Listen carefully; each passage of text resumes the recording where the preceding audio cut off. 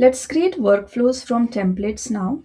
So here on the workflows page, you will see the option to build from templates. When you select that, you would see the templates gallery and it shows you tiles for each of the templates that we have available.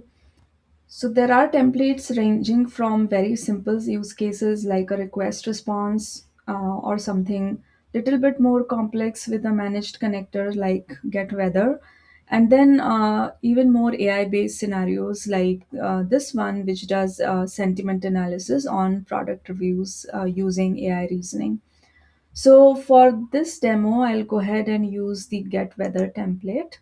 And when I choose that, it basically shows little bit more details about what the template does, the number of steps in the templates, as well as the connections that are used.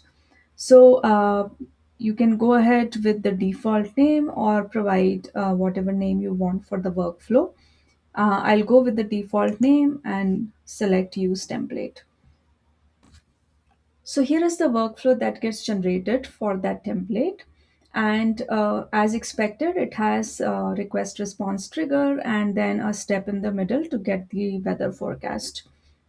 Now you also see some of the nodes here marked as test. So the templates by default are running on test data. This is to make sure that when you create a workflow from a template, you can successfully run that template with the test data that is provided in the template.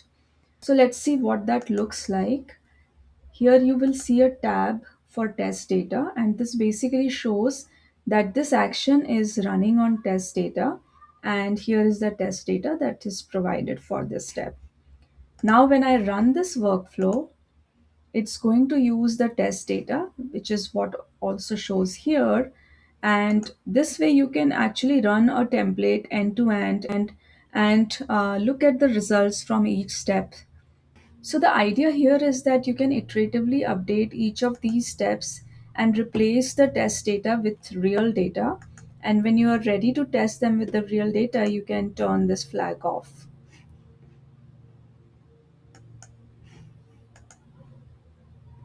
So this is how you create workflows with templates.